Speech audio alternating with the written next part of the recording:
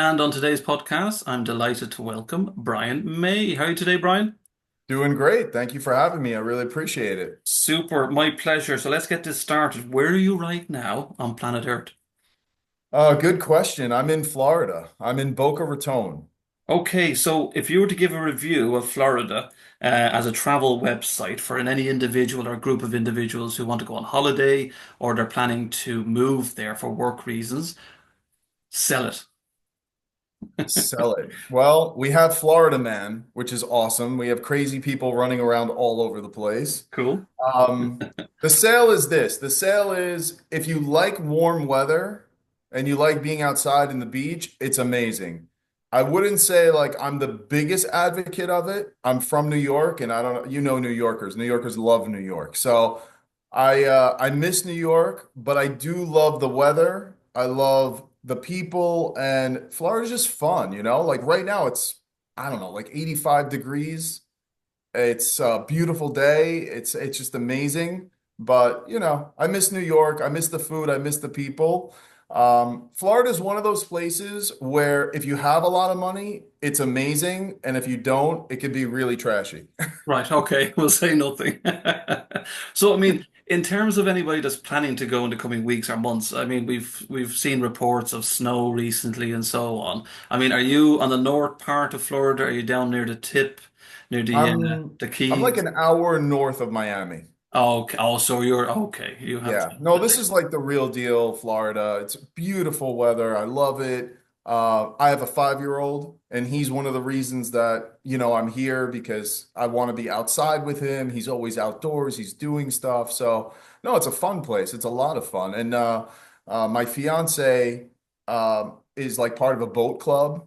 So we go on the boat with her boat. So there's like a lot of fun outdoor things to do here. cool. You gave it a good rating there. Five out of five. Brilliant. Yeah, I'd say 5 out of 5. And in terms, you mentioned the weather there. I mean, is it get a bit too hot, or do you find it very comfortable, especially coming from New York? Do you have to adapt a So little bit? right now, this is the best time. If anyone's coming, come right now. Right. In July and August, you will melt to death. Okay. That's a good effort. Your factor 50 or your factor 100. So, Brian, I gave a little bit of an introduction about yourself before the podcast. So, can you tell this little bit more to the listeners? Definitely, definitely. Well, I like I said, I definitely appreciate you having me on here. My background is New York. I grew up on Long Island. I was in Brooklyn, Queens, Manhattan for a very long time in my life. And my background's mostly in real estate. I graduated from college with a business degree. I got into real estate. I even bought my first house when I was 21 years old. And I just took it from there. I met the right people. I opened up an office with partners, very successful brokerage. We did a lot. We did flips. We had rentals. I still do. And, you know, then I sold my business to one of the guys from Million Dollar Listing on Bravo. And that was amazing. And then COVID happened and then everything kind of shifted. So that's like my previous life. My New York life is mostly business. Right. And then, you know, in 2021, I had a major, major tragedy that happened to me, to my son. You know, I was married. My son was born in 2019, so now he's 5. And it was in 2021, my wife, Devora, passed away. I'm sorry. And so it was one of those things that was just, you know, the way I describe it is, you know how like in Marvel and in movies they talk about multiverses, and it's like your mind kind of it kind of like plans what's going to happen. Like, you know, you go outside and it's okay, this could happen, this could happen, this could happen. And when Dev passed away, it was just one of those things that I never thought was possible. She was younger than me. And so when it happened, it was just really shocking, really, really shocking to say the least. And so my son and I, we came to Florida and just rebuilding. And, you know, it's interesting because, you know, like in LA and California right now, they have these crazy fires going on and a lot of people lost their stuff. And I very much feel like that on a certain emotional level. because I feel like I'm living like that. Like you asked me, how's Florida? I feel like I'm just living in a different reality than what I thought. And sometimes I even wake up and I'm like, okay, is this my reality? Because it's so different than what I thought would happen. Right. And do you feel like you're on autopilot? No, I really try to. It's a good question. I think that what happens, I try all these techniques to get out of autopilot. I think autopilot is really, it's like time just flies, you know? It's like when you're driving home and all of a sudden you just get there and you're like, who was driving? How did I get here? And so, even with driving, I like to go different places, get home different directions. I like to do little things just to keep it sharp because I feel like that's what happens. We are very much living in a society right now where people are very sheep and herd and just go along and they don't really know what's happening. So, I don't like to be like that. And can I just ask Brian, without going into too much details, but how did you cope mentally? I mean, you mentioned there your child was so young. Yeah. And this happens. I mean, how did you cope? I'd love to get into the mind because I don't know how I would cope. I don't know how I would manage that. How Yeah. did you do it? And No, obviously, it's tell me crazy. now. I mean, are you still doing it? Totally. Okay. Totally. I think that one of the problems that people have, or when people try to put themselves in a mindset of what's going to happen, right? There's no, okay, I finished the class. There's no, I finished the race or I got to the top of the mountain. It's a very much evolving kind of emotional thing. And so at the beginning, definitely 5 stages of grief. They don't always come in that order. And at the beginning was very shocking. I think at the very beginning it was like really I was like closed off. I was really just like I don't know what's going on. And thankfully for me, I did have my son. So I didn't have the ability to like go into a deep dark depression. So at the same time that I was healing and coping, I was also on the beach with my son in Florida, and he was having the time of his life. He understands what's going on in one way or another. And I have great stories for you. I mean, even now he understands more and more, and it's fascinating. But it really helped pull me out of being in a depression. So one of the ways I coped was really focusing on my son. Right. And That's a the big one. support mechanism around you, did you have much support? Totally. I had my parents. My mom recently passed. I'm My sorry. mom passed in May. But I had my parents. I had a lot of help. I have amazing friends. I have friends that I've known since I was a little kid.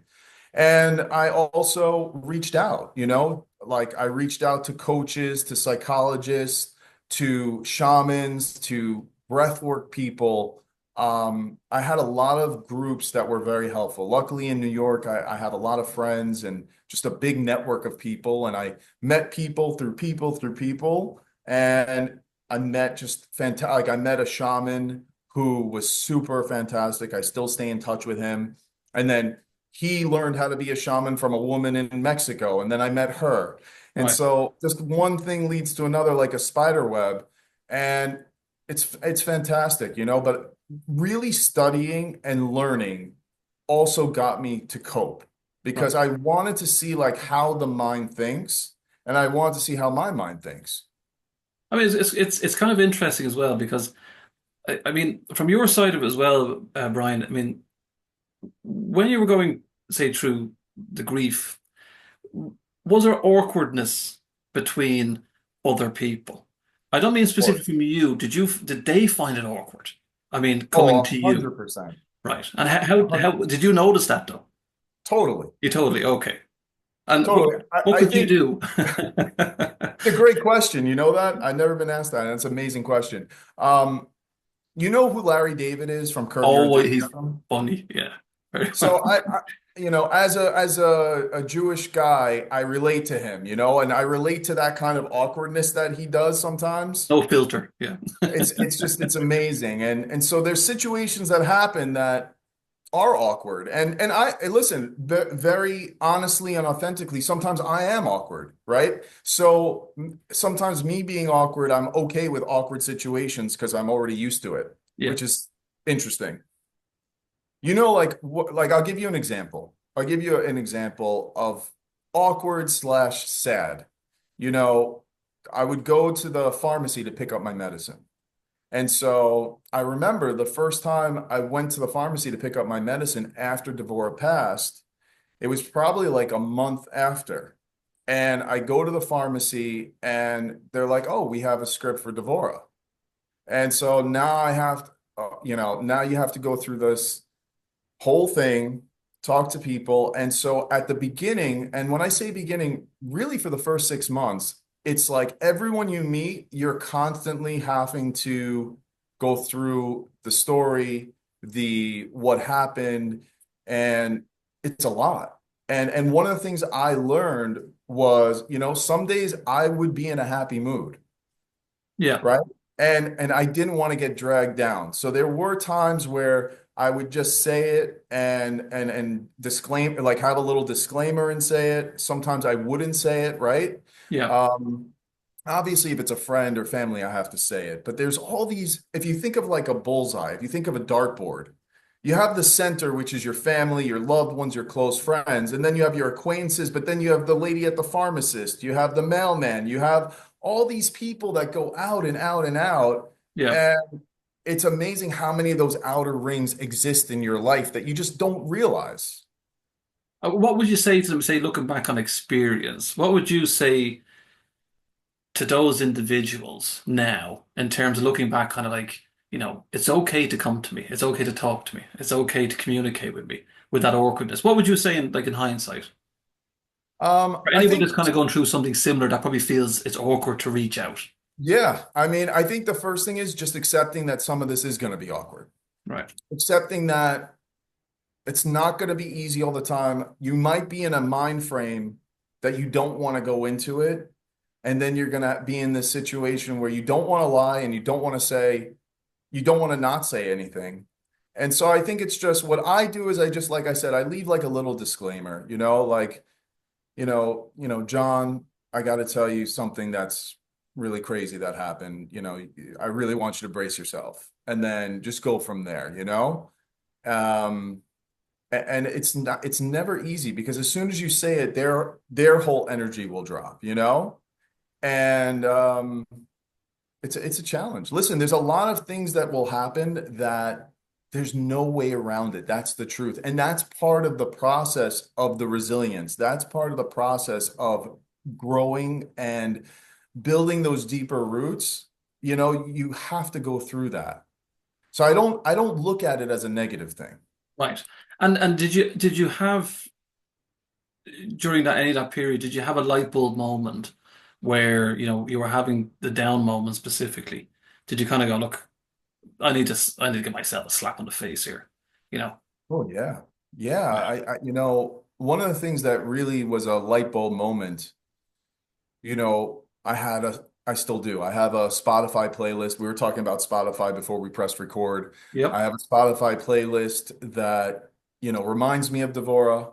I have one that we created that we actually used on road trips and stuff, which is more of a happy kind of thinking playlist. And of course, I have one that's a sad playlist that really reminds me. And so when you go through these waves of up and down, and there's a lot of waves, everyone talks about it, but they're really, when you go through it, you're like, wow, that is a perfect metaphor. Right. And, when I was going into a really dark, deep, kind of depression, kind of very low. And for whatever reason, it kind of went away. The wave subsided. And for a while, I'm not going to say happy, but for a while, I was just really just living my life, taking care of my son, living my life. And one day I'm like, wow, like, am I never going to feel that sadness again? And I almost missed the sadness. I almost felt a little guilty for not feeling the sadness. Right. And I remember I was in my car and I was driving, and all of a sudden that wave hit me like pure sadness. And even though it was sad, I was actually kind of happy that it was back. Okay. And so like I got this new perspective of it where we're humans living this human experience. And the fact is that everyone doesn't like talking about death, but every single person that you know will die. Yeah. And so it's one of those things that's the most ironic because people get awkward, people don't know what to say, but it shouldn't be that shocking in the sense that we know we're all going to die, right? What's the Yeah. famous line? We're all going to pay taxes and die. Yeah. So, but at the same time, we don't know how to deal with it because it's something that gets put on the side, like in the shadows. Yeah. And so, one of the reasons that I'm more public about this kind of thing, and a lot of people are, is really to bring it to light, to say like it's okay, and everyone goes through it, whether it's a grandparent, whether it's God forbid a child or a spouse or a brother or sister, we're all going to experience. It's a fact. Did you ever get, you mentioned a resilience there. I was talking about growth as well. I mean, did you ever get times of being cynical? Yeah. Do you get times being cynical now? I mean, does that ever go away? And if it how can you tell somebody or how can you advise somebody how to manage that? Especially Yeah, when you've been through these moments in your life. totally. Um, I would say now I don't. I don't get those moments right now of cynicism. But I think that you're going to experience so many different thoughts and emotions. And one of the techniques that I love is just there's this phrase, we are not our thoughts. We are not our emotions. And one of the things that I love to do is name that thought or name that emotion. And by naming it, you're kind of putting distance. By naming it, when it comes and you feel it, you can identify it. And I like writing things down. I like journaling, getting it out of your head, and understand that it's okay. You're going to have so many different thoughts. And, this is like it's a very useful analogy, a very useful example, and it's also very harsh. But, we've all been in like a high building or we've been in a high place, and we might think, I wonder what it would be like to jump. We've all been driving in a car and be like, I wonder what it would be like to swerve off the road. The difference is that 99 or 98% of us don't jump, Yeah. but people hold on to these certain thoughts. They become one with it. They start identifying with it that that's me. That thought is me. And that's when it gets dangerous, right? Yeah. And it could be the other way. It could also be like an egotistical way too, like I'm the best. And so we have to remember it's your brain is a very weird animal. And it's going to go to all different directions. And don't get so caught up with, oh, I just had a weird thought. I just had a morbid thought. I just had a cynical thought. Just understanding there's nothing wrong with it. One thing that I've realized is that all of us, we think we're very special. We think that we're very unique. We think that no one's ever had this idea before. Yeah. And in reality, a lot of things that we think are unique are actually common. Right. So if we go back, we're going to go back a little bit. So you Good. mentioned there earlier on that you got your degree. And what was the degree? You got the degree in what subject? Business computer information systems. Okay, so can I ask, I mean, was that something you were always interested in? Or was this something that you were kind of like, maybe the family were interested in and you grew into it? Your mum or dad were kind of saying, or try this and try that, or was this something you kind of fell in love with from a young age?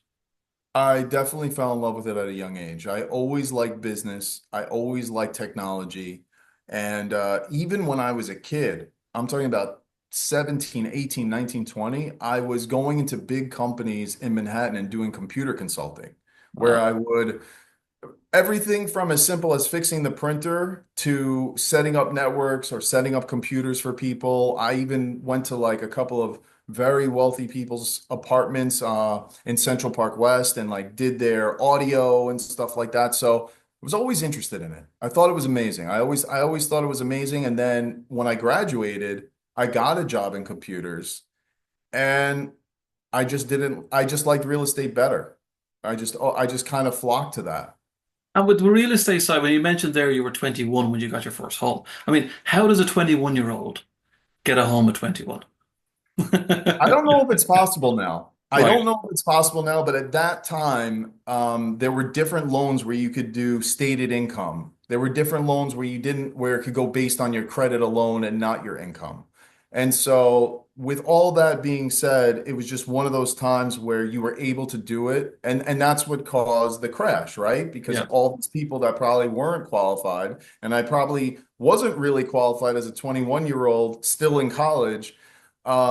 But that's what happened. And then all these people got their houses and it kind of spiraled out of control. What I did was I bought these houses and rented them out to other college kids.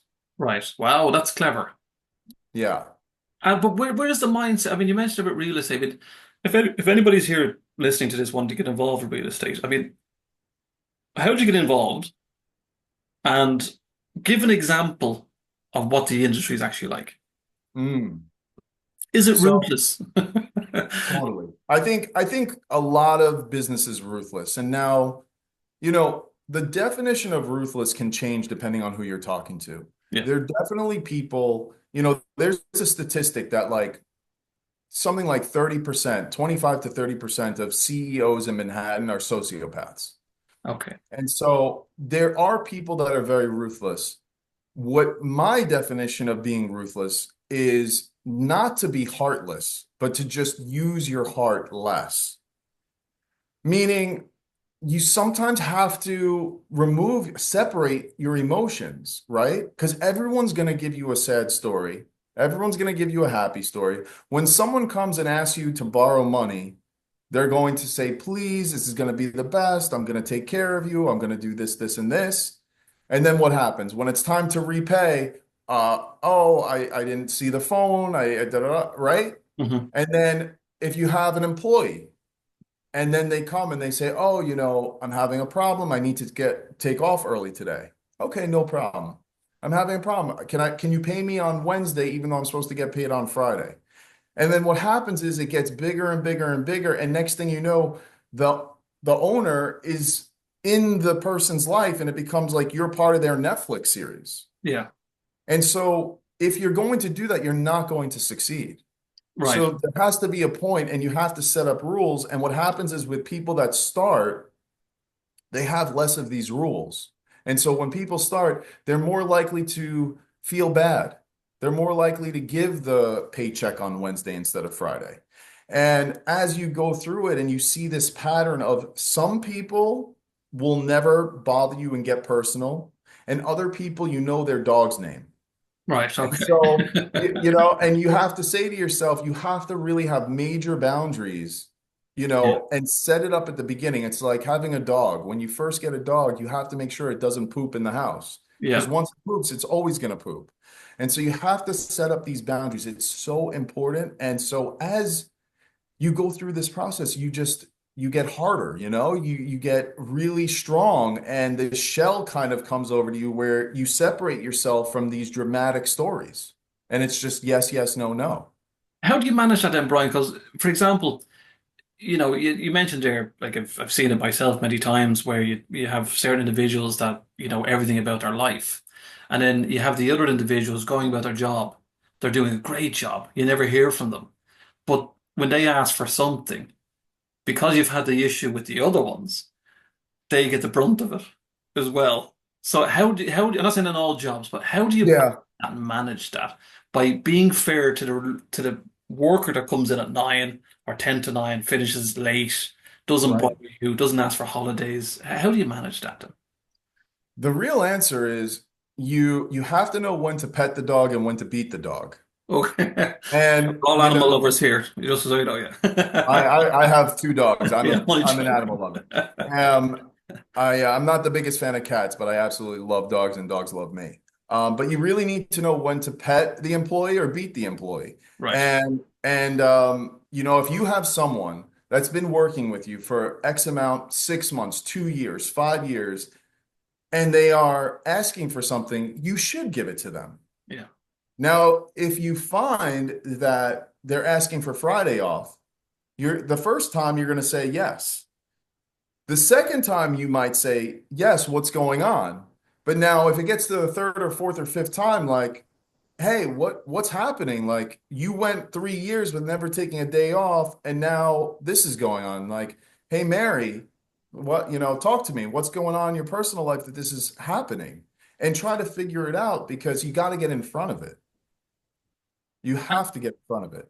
But even for yourself as the boss, I mean, the how do you manage those emotions? I mean, Mhm. how if you're a manager listening to this or a CEO and you're kind of your hair you're pulling your hair out, how do you manage that? It's fun. It's a very good question. I think a lot of people it's a muscle like going to the gym. And the muscle that I'm talking about and we're talking about here is dealing with people guilting you. And, there are some times where guilt is okay. There's sometimes when I say guilt, I mean feel bad for, Right. right? So if someone's, God forbid, in a car accident and they need time off, well, you should give it to them. You shouldn't fire them. You shouldn't expect them to work from the emergency room. So, but then if someone's like, oh, I don't know, like I have a son. Oh, my kid's graduating from nursery school. Okay, no problem. But then if all of a sudden, oh, I need off on Wednesday because I'm going to be a chaperone for, to take him to Sesame Place, that's not okay. Yeah. So it's just about having your EQ and it is about having some rules. But the real answer is, when you feel that level of either someone's trying to make me feel bad, someone's trying to make me feel guilty, someone's trying to make me do something that I really don't want to do, you need to have a light switch in your head. And this is why I go back to naming, right? So if you name that manipulation, then when you feel it, you're going to say, okay, this is manipulation. Right. Now, there might be good manipulation, there might be bad manipulation. If the person, like you said, is a very good employee, I wouldn't consider it manipulation. You might feel like that, but then you have to checks and balances. Yeah. But if it's someone who's really, because what happens most of the time when people are asking for really a lot of time off, most likely they're either trying to do another job, something is going on, something's happening, and you have to really figure out what that is fast. You mentioned the term there, a word there, EQ. Hmm. What is for any because we've heard IQ, we hear all these terms. Yes. For anybody that hasn't heard what is EQ?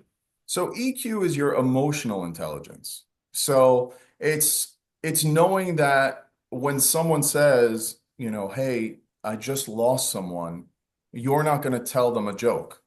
Yeah. It's knowing that there's times for everything.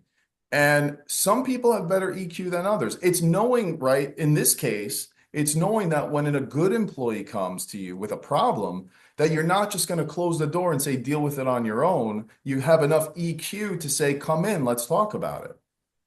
And a really, really good way, and this is something good for any business owners or managers out there, you want to reward those people. Meaning, a lot of people are like, well, I'm not going to give Mary a raise until she comes to me and asks. But the problem is maybe Mary has a fear of confrontation. Maybe Mary is scared that you're going to fire her if you ask or if she asks. So if you see someone that's doing amazing and they're not asking, don't just say to yourself, well, I'm not going to give her extra money until she comes to me. You have to reward those people. You Right. have to pet the dog. Yeah. And you really need to. And I see that a lot. And listen, it could be money and it could be a title. You'd be surprised how many people out there, if you name them vice president, if you name them COO, CMO, if you just give them a title, they might be just as happy than if you gave them a 10% bump. Right. And can the EQ be taught? I mean, and should companies be kind of, if it can be taught, should companies be implementing this as a normal strategy to all employees? Yes, a lot of aspects they have, right? So like the whole misconduct Yeah. is like it's a version of EQ. It's bad EQ. So when you go to these, when you work for a big company and they do like, you know, anything about violence or sex or how to treat people, they're basically knowing that people out there don't have an EQ. So they're basically giving them ground rules of do not touch the people of the opposite sex. Yes. If, Yeah. if you're having someone from the opposite sex in your room, don't lock the door and shut the blinds, Yeah. right? Yeah. So you have to, the fact is that so many people are missing EQ in certain aspects that they have these rules in place. That's why HR was created. Right. And in terms, you think, I mean, there's a lot of that as well, Brian. There's a lot of that down to like cultural integration in terms of that, the world is not the small place we remember of years ago. And then you have, one, say, for example, an Irish guy living in the Middle East or working in the Middle East or in Asia. Is that another example of EQ where I'm bringing my kind of culture or beliefs into the workplace, but I need to be informed which is actually right or wrong? Yeah, I mean, totally. I feel like culture is very important, right? I Yeah. feel like it's there's an intersection. It's like a Venn diagram, right? I think that there is some stuff that is culture. Like I'll give you an example. Apple and a lot of these tech companies have a very like hip, cool. We're gonna have a couch in the office. We're Yeah. gonna have a ping pong set, right? Yeah. So that's gonna be the culture. You can come in shorts and a t-shirt, right? And then there's gonna be other cultures where if you work for a finance company or a big bank, you're gonna wear a suit. You're not gonna crack jokes. You're not gonna say inappropriate stuff.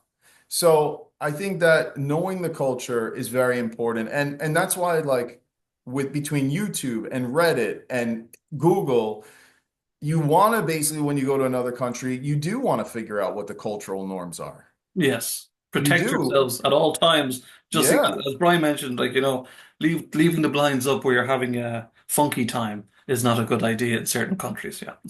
Yeah. And listen, it's very interesting. I think that America in general has too lax of a punishment policy for things. But then you take the opposite. You go to Singapore, you go to Dubai, you go to Saudi Arabia. Listen, you can leave the fanciest watch. You could leave a $100,000 watch on a cafe, on a table. You can go to the bathroom. You can go outside for a cigarette. You can come back in. No one is going to take that watch because either you're going to be caned, they're going to cut off your hand, they're going to Yeah. put you in prison for a year. So the punishment is so high that they'll look down, they look at the watch, they keep walking because it's not worth it for them. Yeah. But when you get a slap on the wrist instead of getting your wrist cut off, Yeah. you're gonna be like, maybe I'll take that chance. Yes. Yeah. Yeah. Don't do Now, it. Don't do don't it. don't do it, you Don't do know? it. Let's kind of move on a bit in relation to coaching. Um, to kind of keep it as simplistic as possible. We hear all these buzzwords like, self-discovery and personal empowerment and stuff like that. I mean, what are these things? Are they just kind of like another fancy term that's come into the world in the last number of years? I mean, how would Mhm. you explain that? So I like the term life is a mirror. And so really what I'm saying by that is a lot of times people talk about stuff that they have no control over. So I'll give you like just real basic examples. I cannot control what the interest rates are. I can control if I go to the gym. So people will say, well, I don't really want to go to the gym. So I'm going to talk about how the interest rates are shitty. Okay.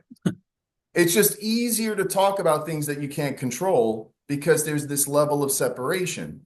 But when you look at yourself and you say, hey, what's going on inside of me is a direct correlation to what's going on outside of me.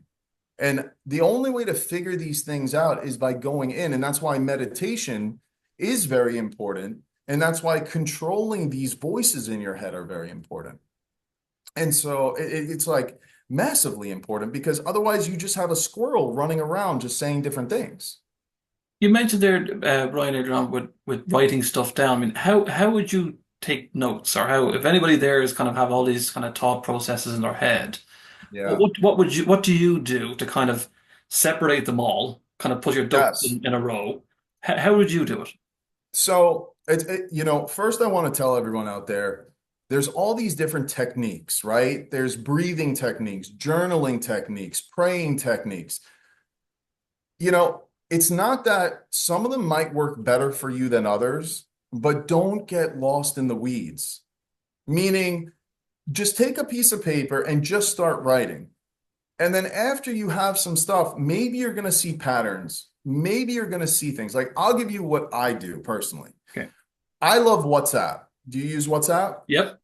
Okay. I love WhatsApp. So what I do is I have different chats with myself. So I do a group chat with usually someone that I'm very close with.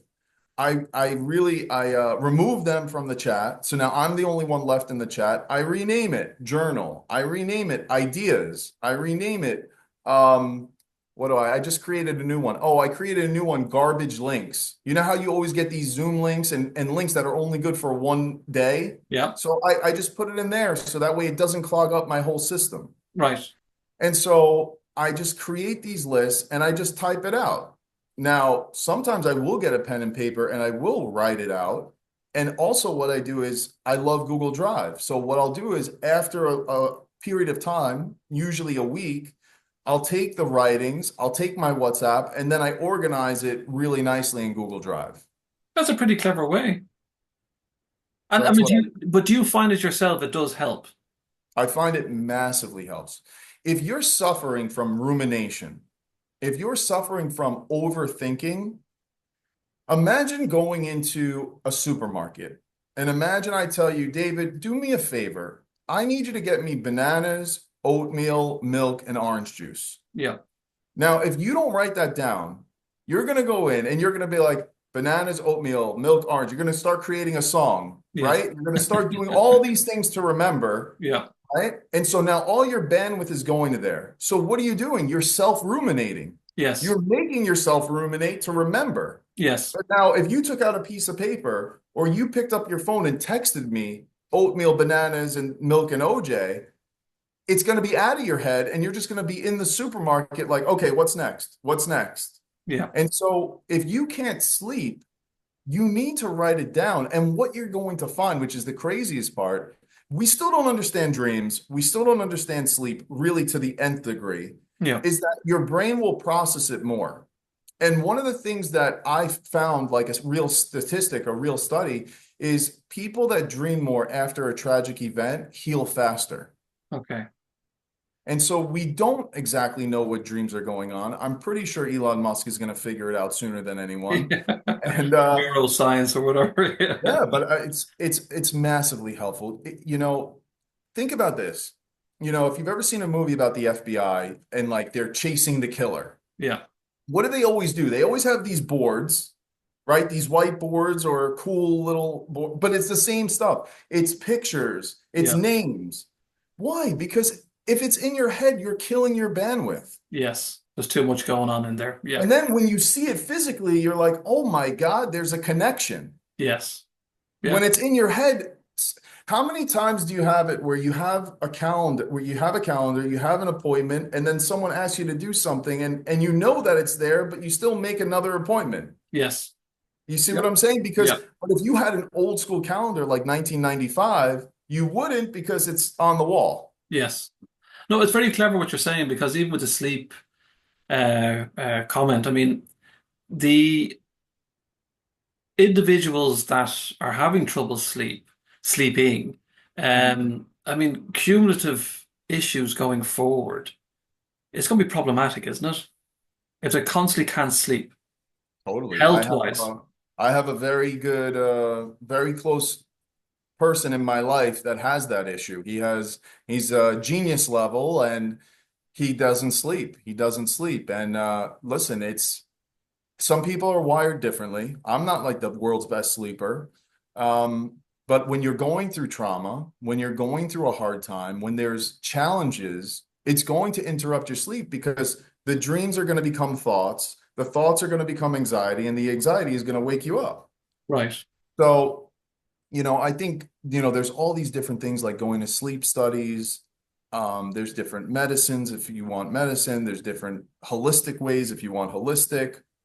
There's meditation. Like something that I found extremely helpful is I listen to these like no like brown noise. It's like it's very cool. It's just like a Right. but they have different ones and different things, and I've found it very helpful because I've figured out that I am a light sleeper and I don't like to have earplugs. So by having this noise going on, it really helps me. Okay, that's a good little tip as well. So, Yeah. what about then? Can I ask? I mean, throughout your, say, your life, your career, did you have any mentors at all? I mean, Oh yeah. was there anybody you looked up to? And if you did have a specific mentor, why did you zone in on that mentor? Do you know, sometimes you have heroes in your life and you have people you look up to, whether it be a family member or a sports star or whatever. But if you did have somebody, who was it, and why that individual specifically? Yeah, so I've been very thankful that I've had a few amazing mentors. My number one mentor that I see and speak to all the time is his name is Marshall Wilkinson. And so Marshall, he's done $2.5 billion worth of deals. He has ran a $100 million company. He is very experienced and very knowledgeable on all things. He is a contractor, but it's more than what you think. It's not that he's has a hammer and a nail. He's very into the legal side of it, the contract. And so contract is part of contractor, but Right. most people don't realize that. So he's very much into contracts. And what I really love about him and what I really have learned is common sense. And the more you grow up, common sense isn't common. No. And so, like critical thinking, first principles thinking, taking a complex problem and breaking it down to smaller parts. Because, like you were asking me about the philosophies and stuff, whether it's life is a mirror or self-discovery, just watching a movie and getting that epiphany, that aha moment is not good enough. When you were a kid and you watched the karate movie and Oh you were yeah, like, I want to be a ninja. yeah, yeah. But when you woke Daniel up the next day, LaRusso, you here we didn't. come. Yeah, yeah, So just because you have that light bulb, just because you have that epiphany that I want to be a ninja, it actually doesn't bring you into the dojo, and it definitely doesn't get you there every single day for 20 years to get your black belt. right. So action is the key. And I think that, a lot of people talk about manifestation. And I mix spirituality with the business. I mix common sense with spirituality because one thing that I haven't found anyone to manifest is a six pack. I haven't found anyone to manifest them benching 300 pounds. So, and what I find the most ironic, and I want to get your take on this, right? The same people that are on YouTube that are talking about, and first of all, I want to just give a disclaimer. It's not that it doesn't work. You just need to have action behind it. Yes, And so these guys and women that are on YouTube that are talking about manifestation, they're telling people to sit on their couch and get into a relaxed state and do their thing. Meanwhile, they're working their butt off. yeah. They're coming up with the content, they're shooting it, they're editing it, they're bringing on guests like you're bringing on guests. They're doing all these things. They're doing the SEO, they're doing the optimization, and then they're sitting there telling you just sit back on your couch and manifest. Just so you know, Meanwhile, listeners, I don't do any of that. I'm too yeah, lazy. I like things organically growing, so I'm actually okay with it. But I totally fantastic. get you, Brian. I can see it because, it's kind of like a double standard where, is it a case that no disrespect to any of these individuals because they're obviously trying to make money and they're trying to get out there and fair play to them, but you kind of wonder is a lot of it pretend and only that individual will know themselves or whoever's Yes, doing it. I'm not yes. here to say that they are or they aren't, but yeah, we've seen it so many times, and then you find out later on in life that the individual's stressed out and are anxious and they can't handle the pressures and the fame. So yeah, no, I Like the Wizard totally of Oz. yes, yeah, it is, yeah. It's funny because one thing I wanted to ask you there, kind of a little bit on from that, with regards to your mentor, Marshall. Did he ever mention failure? course. Because you mentioned like the high money figures, 2.5, billion, a lot of money. Yeah. So and how did he ever say he mentioned it? And even for yourself, Brian. I mean, irrelevant from kind of, not say irrelevant, but aside from personal let's say any circumstances or failures you've had in your life or relationships throughout the years, or I mean, how do you manage it? Is failure good? It's a great question. So I want you to think about two different things. I love metaphors. So either you can think about a baby learning to walk, or you could think about a teenager skateboarding. Okay. They both share one thing. They both fall on the floor a lot. Yeah. And so you cannot, really, you cannot have success without failure. You're never going to get everything perfect. You know what I'm saying? Yeah. Elon Musk just exploded another rocket. Just literally, what, a week ago, not even. He just exploded a rocket over Florida. Yes. Michael Jordan missed 12,000 shots.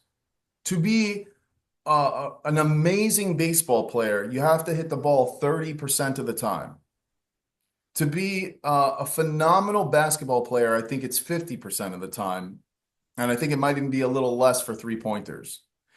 Soccer, it's like scoring 7 out of 10 games. Yeah. So, when you think about it, look, the next time you have a hero out there, especially a sport figure, because it's much easier to Google. When Right. you have a sport figure, put into Google how many shots they missed. Google how many, like football, Google how many times they missed the ball. That's the stat that's important. That's the stat, because without that stat, they wouldn't have the home runs. Without that stat, they wouldn't have all the championships. So I think what happens is people are scared of looking foolish. People are scared of other people's opinions. And people don't want to mess up. How many times do you, in your own personal life, you hear people that say, "Oh, I started a business, it didn't go well, so I'm going back to my job." A lot of time. Yeah. Right.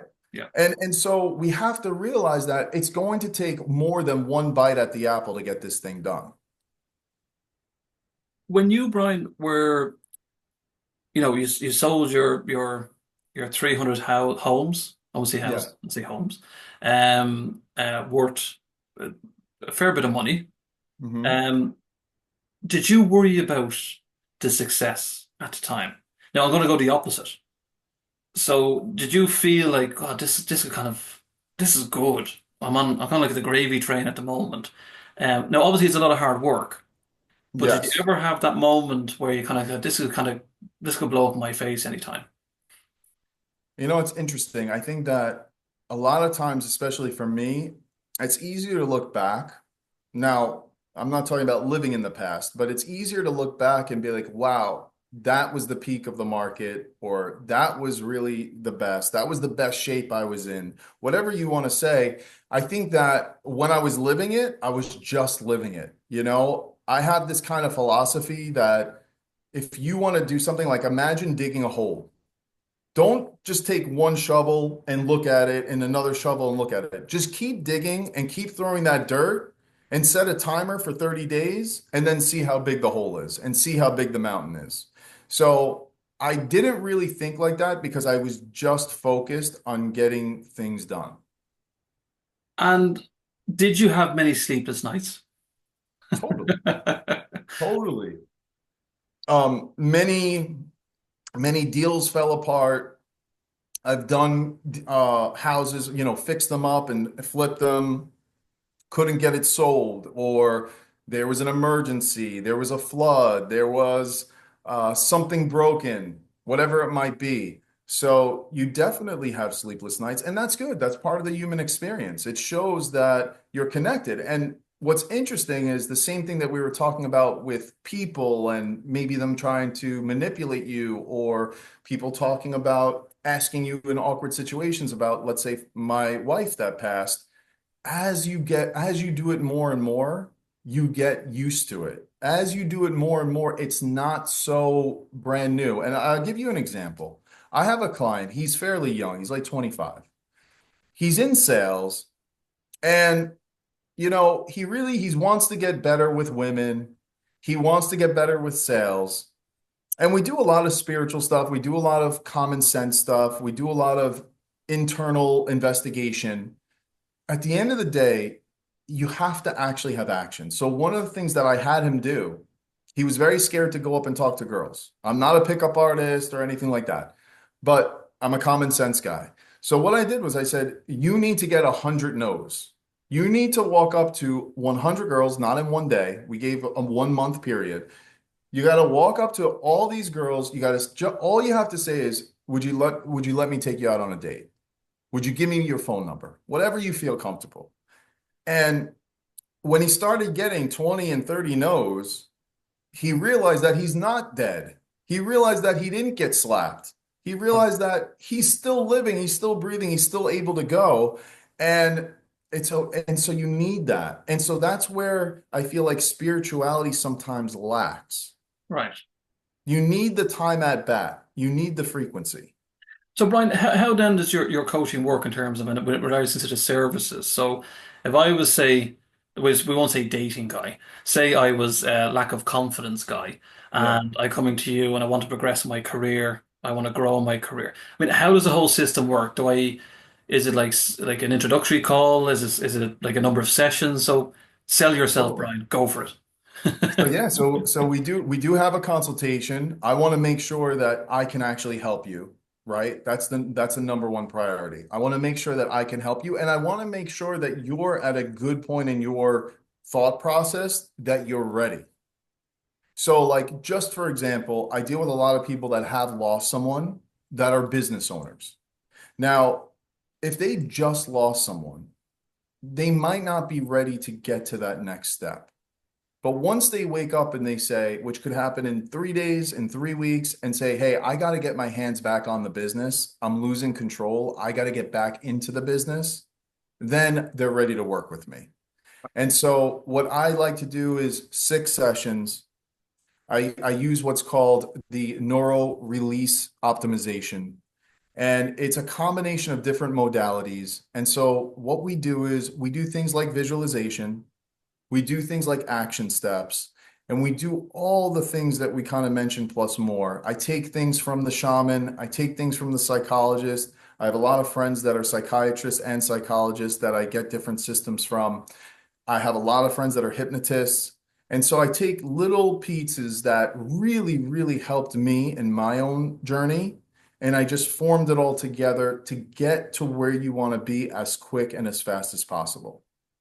And what's the best way to get in touch, Brian? I'm looking up kind of nosy at your website at the moment, brianisamazing.com. Yes. You can And either hit me up there, Bryan, bryanisAmazing.com, or you can check me out on Instagram, Bryan.may, Bryan.may. and are you on the LinkedIn's as well or that type of stuff? Yeah, I am, but I prefer Instagram. I mean, you could find me on there, but I don't really do LinkedIn too much. I seen before we go, you mentioned your love of dogs, and you have, I think, of a Maltese, is it? Yes. And the other one?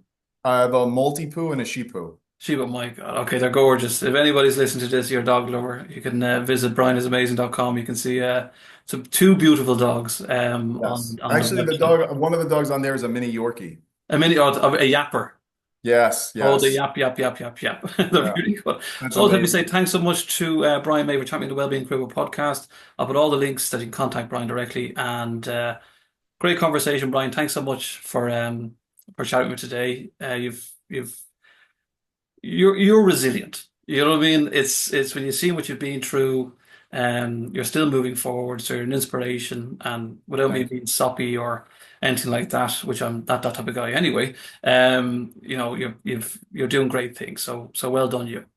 Thank you. I appreciate it. Thank you for having me. And it was a great combo. I'd love to have one again. Of course. Thanks, Brian. Thank you.